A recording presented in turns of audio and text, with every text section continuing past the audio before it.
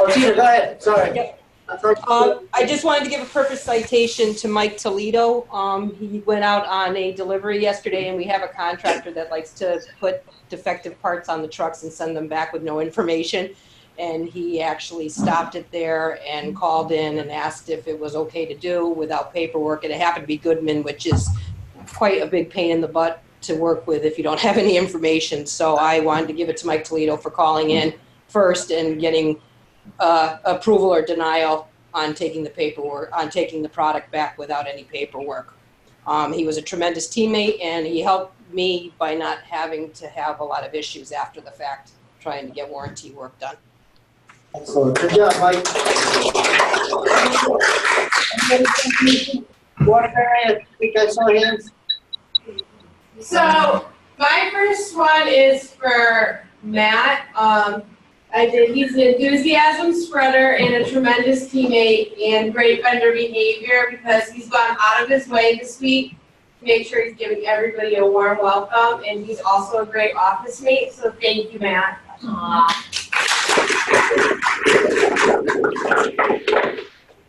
I have one for the Hartford dispatch team and Tim, because they went above and beyond to satisfy a customer of mine to make an unscheduled delivery happen this week.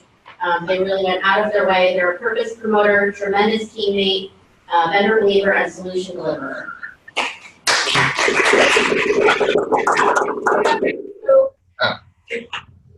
Mine is for Mike Schumacher. He's from the warehouse. Yesterday, he helped me with processing the store-to-store transfer, and he was very patient with me as I wrote everything down so I can remember.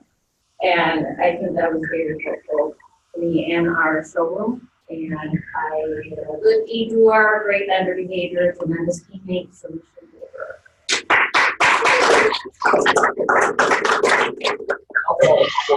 I have one for Anthony, our driver. Last week we were down a couple of drivers. He really stepped up, put the customers first, and just got the job done. One for Susie, for constantly promoting vendor behavior. She's a great teammate and a great sounding board for moving things forward, especially for me. And one for Mark in New Haven. No matter how busy you are, you always make the time to answer my calls, probably reluctantly, and give me valuable insight and solutions to my questions. So thanks, Mark. Thank you, Mark.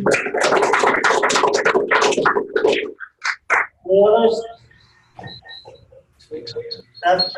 Norwalk. Oh. This is for Susan Murphy. Susan, thank you for supporting the branch managers in our recruiting efforts. You always come up with great ideas. You're a good deed doer, great vendor behavior, tremendous teammate, and solution deliverer, so thank you.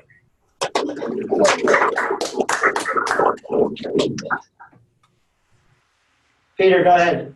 I've got one for Chad in New Haven. Of the other day, I threw him a real curveball at the end of the day for fixing a delivery issue that he stepped right up, made it happen, and solved a big problem for us before it became one. Thank you, Chad.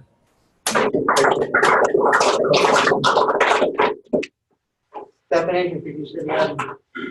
I have a couple of them. To Rachel in Waterbury.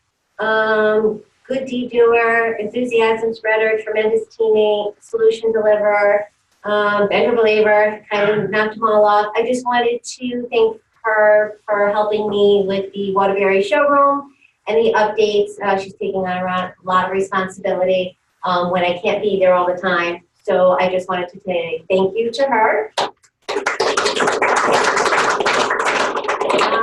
Also, Danny in Waterbury, he is one of the warehouse guys, and every time I am there, he always makes sure he says hello. He'll ask me if I need anything, if I need items pulled out of the warehouse. Always very, very helpful, and I just wanted to thank him for that. I have one for, I'm sorry, I have so many. Olivia in New Haven. I actually had my showroom meeting this morning, and Olivia came up with this great idea where she had a basket, and all the teammates had to put their phones in the basket willingly, all their cell phones. And what she did is at the end of our showroom meeting, she had a big can of candy we picked out of a hat, whoever put their cell phone in the basket, and they got the box of candy. But it was nice because everybody was just focused on the meeting, not looking at their phones. Everybody contributed. It was a great idea. So I want to thank Olivia for that. I got one more. Jen McLaughlin in New Haven. I received a card from a customer, and it was, she wrote on both, this customer wrote on both sides of the card of how thankful she was of Jen, how much she helped her, all the great things about vendors, and how she received a warm welcome. This woman actually wrote in cursive. So when I showed it to James, I'm like, you gotta read this card. And at the end, and he was thankful and very pumped about all the things that Jen was doing, but he was like, if a kid ever read this, they would have no idea what it would say because it was in cursive. But I wanted to thank Jen on that. Awesome. I got one, yeah. This one is for Lou and Tim and also Ben, the dispatch team from Waterbury and Hartford. Just always getting it done. They helped me out last week, something that was way above and beyond. And just want to thank Lou and Tim for that, as well as Ben.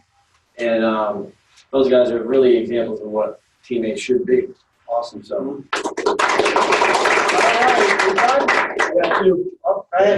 So my first one is for the TNs, so Kyle, Eric, and Jason. As I've been transitioning on the road, it's been an awesome network of support, and just knowing that I have 3 guys where there's a phone call or a text away if I have any questions with the account or something like that. It's been awesome. So just want to thank you guys. You guys have written the thirds. The second one is for AJ. Just as I'm getting on the road, this has been my first boss ever at a job where I honestly can call him at any time of the day and shoot the shit, talk to him about problems. So he's just an enthusiasm spreader, a vendor believer, and he's just a great teammate. Just want to thank AJ. We certainly rocked it today, that's for sure. I want to, I see Sue Silva, our Vice President of Marketing, is on there. Some of you probably met her, but for those of you who haven't, so you want to just raise your hand so everybody can put a face to a name. And hey, everybody. Hello. So, Good morning. So, as a team and as marketing, obviously driving us in the right direction, feel free to start sending purpose citations to their team also. Last week we talked about showing up on time, prepared, and ready, and how we're going to up that game. We got time for one story. If somebody has a story they want to share, how they up their game with showing up on time, prepared, and ready. One volunteer. I know a lot of people like to sing in the shower. Come on, this is your stage. One volunteer. Going once. All right. Next week we'll get one, right? Go ahead. Somebody's going to say something? All right. This week, let's work on we assist customers with enthusiasm. What will you do to up your game this week? The last couple of weeks, we spent a lot of time talking about the asking the what and explaining the why. And today, we're going to put another piece to that puzzle that's really going to help put it all together. And that is victim versus victor. By show of hands, who feels they play the victim? Who feels they play the victim? Who feels they play the victor? Show of hands. And some people just don't know what they do, right? So at times in life, depending on the situation where we are, we always play both, right? There's times we play both. But one of the important things is to realize when we play the victim that we're really disempowering ourselves. And so our inner thoughts a lot of times will go to the victim mode. But if we're aware of those and we want to be self-aware, we can change that and we can really make a victor out of it. So we're going to do that today. We got a quick video from a gentleman, John Sanei. Before we do that, why don't you give a quick bio, Susan, of John? Oh, so John is a business trend specialist as well as a strategist. He is a keynote speaker, he's an author, he's an entrepreneur, he is a consultant and works with businesses across the country in developing and understanding change in business and how it can drive things forward. So we have a little clip. We do have a little clip.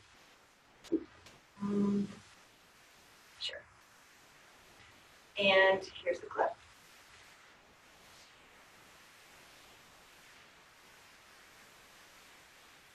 That's not it. I don't think you clicked that. This is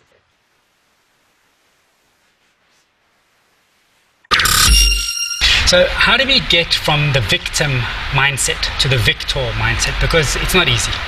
Sure, it's not easy. I think first is hyper self-awareness, is really realizing that complaining, moaning, and never taking responsibility for yourself, it already puts you into the victim mindset. So there's no gray. It's not like you're kind of sometimes victim. It's either one. You're either taking responsibility and becoming an architect for the future in your life, or you're blaming, consciously or unconsciously, about the government, your family, your past, whatever the case may be. Sure.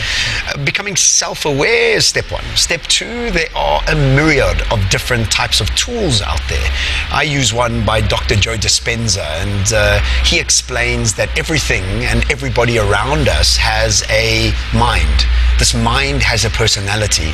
This personality is made up of behaviors. Behaviors are made up of habits, and habits are made up of rituals.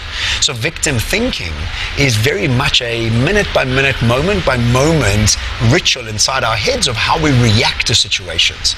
And I wrote out all the rituals that went on in my head and realized and tried to really pinpoint the ones that made me energized and ones that made me de-energized. And the ones that made me de-energized were the ones that were making me victim mindset. So that was one tool that I took. This de-energizing ritual, I created or shifted to becoming an energized ritual, and that slowly practice becomes a habit, behavior, and your personality. Okay. But there's many. I mean, you just have to get onto Google and get onto YouTube and TED Talks, read some books. Yeah. There's a lot of tools to get out of it. But first, you got to become self-aware. Yeah, sure. Yeah.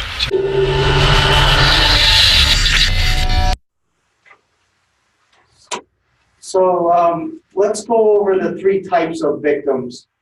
The first one's the martyr, that's the classic victim. The second one is the inferior victim. And the third is John's favorite, the arrogant superior victim. Susan's going to give us a little bit more detail on those. So the martyr victim is kind of your own pity party where you're not taking any ownership of your circumstances that you have control over. Like, I didn't get the promotion. Did you have a part in getting it? Yes, you did, right? But I didn't get it, kind of not my fault. Or I can't do that, I'm feeling sick, I ate too much cake. Well, who ate the cake? You ate the cake, right? So it's kind of like a pity party where you're just really feeling sorry for yourself. The next one is the inferior victim.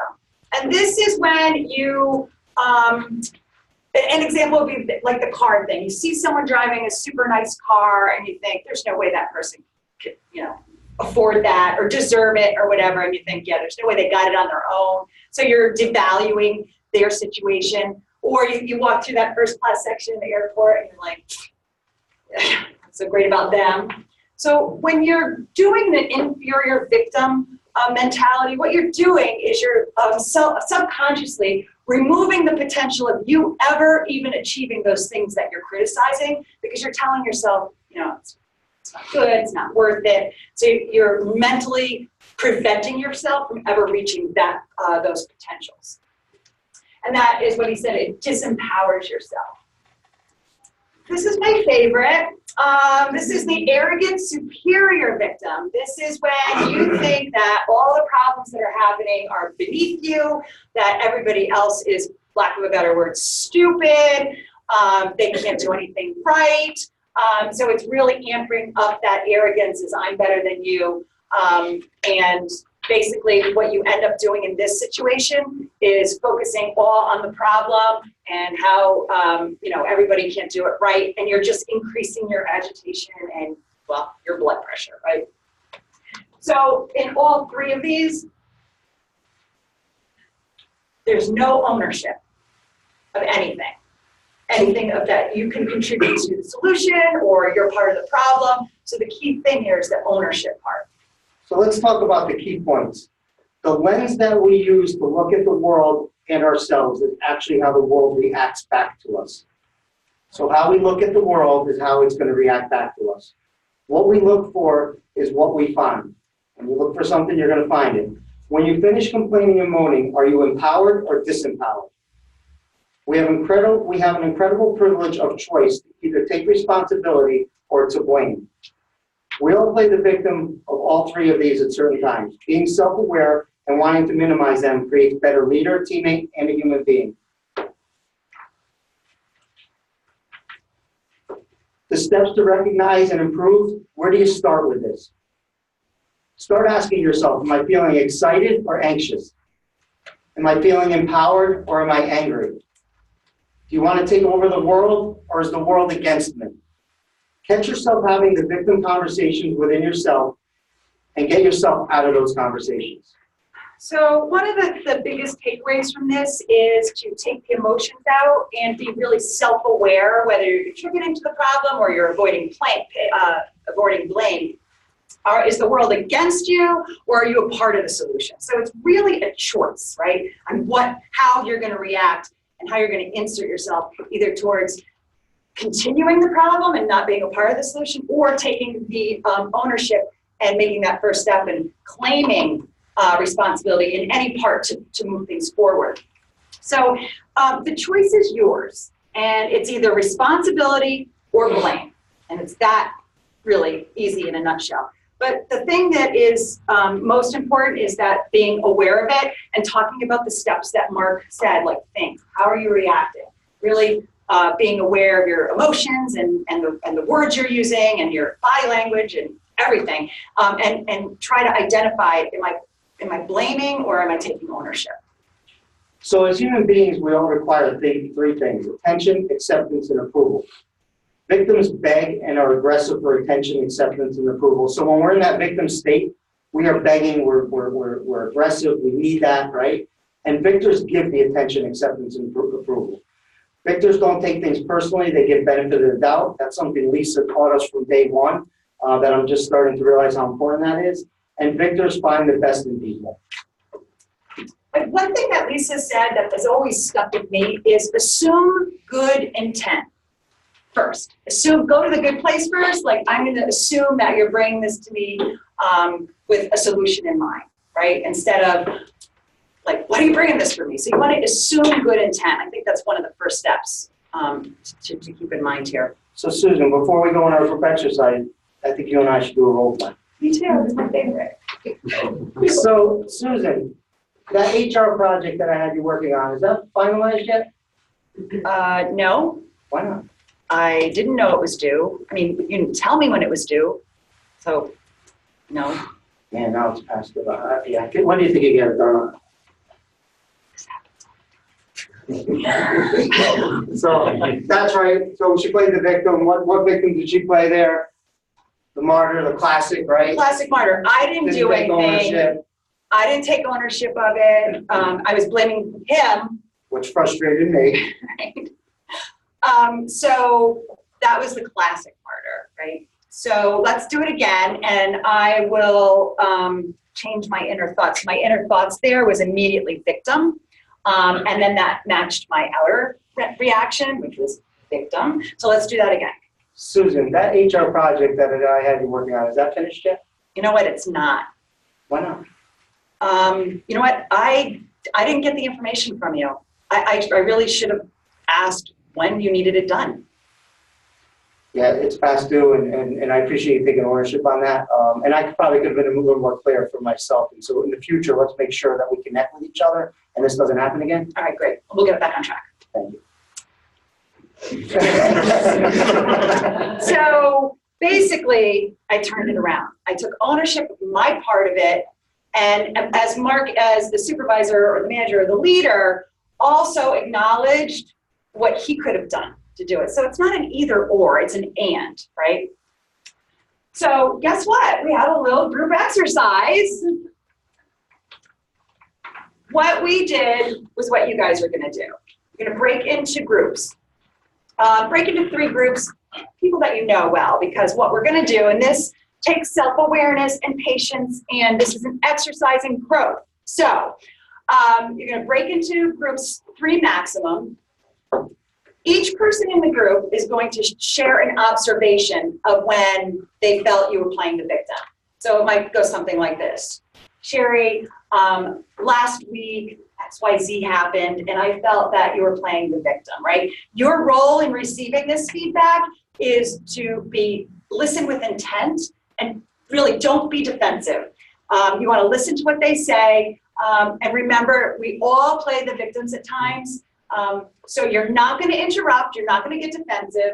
But then you're going to have the opportunity to turn it around, just like I did in the second part with me and Mark, how you could have turned that around and taken ownership. Does everybody understand that? Okay, go. Let's take 6 minutes to do this, then we'll reconnect. This is, you know, dig deep.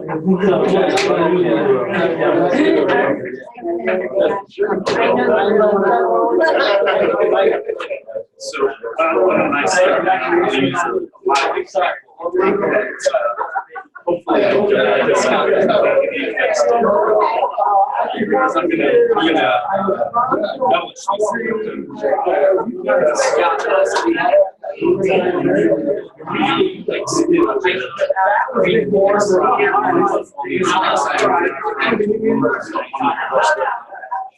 so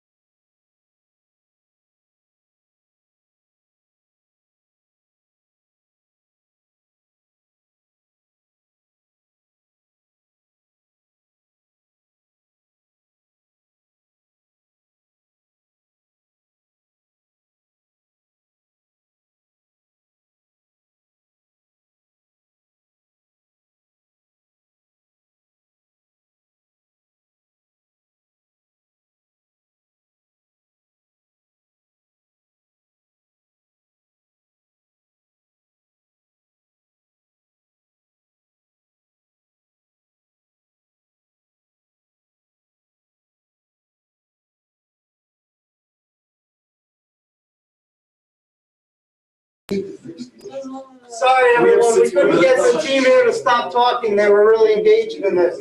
Does anybody have anything they want to share? We got one time for one story. Anybody want to share what they did? Yes. I got a volunteer somewhere. Go ahead. Somebody share? Come on, can we share? Go ahead, share. Go ahead. So it's funny, sitting in this group, I couldn't find really things to say how they were being a victim, but I saw a lot of it in myself. So I was, kind of going over scenarios where I saw me being the victim, and I don't think I'm a victim, but obviously I didn't play those roles. So, that was just an eye-opener. So that was interesting. Where I was supposed to look for them to those traits, but I found it in myself. So the goal of today was for everybody to be a little bit self-aware when they are playing the victim, and I think Sherry saw that immediately. So that was awesome. So again, this is a huge exercise, and then to do this in a half hour is remarkable that we do that. And just be a little bit more observant of yourself and your inner thoughts and what then comes out of your mouth, right?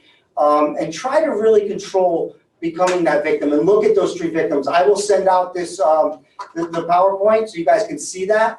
And we all play all 3 to different levels, right? So there's sometimes where we know we're the best, whether it's a mother or father, and they know they've done good and their kids are successful, and then somebody's trying to talk to them, and I know everything about parenthood, right? That we all do that at times. And so any situation, put yourself in and be a little bit more observant, and then realize that that's really disempowering yourself, and it's really not giving the other person the benefit of the doubt. Max, you want to close us out today? Yeah, thank you, Mark. Really on a roll the past couple weeks here. Thank you. Yeah, this was a heavy one. We struggled in Norwalk, to come up with it, but I know where I see opportunity, right? When you see team members, kind of like, just talking or complaining, and if there's ever like any type of negativity, it's like, right, how do we help each other? Let's solve this problem, right? Just complaining and say having a bitch fest, right? That accomplishes nothing, right? So it's like, how do we be productive together and then engage in some, whether it's conflict or challenge, and kind of move the needle and, be happier and more productive, and et cetera, et cetera. So I don't know. That's what I got out of it. Really great exercise. Thank you. Everyone, have a wonderful weekend. High five, everyone. Why did you take that down? Is that offensive? Oh.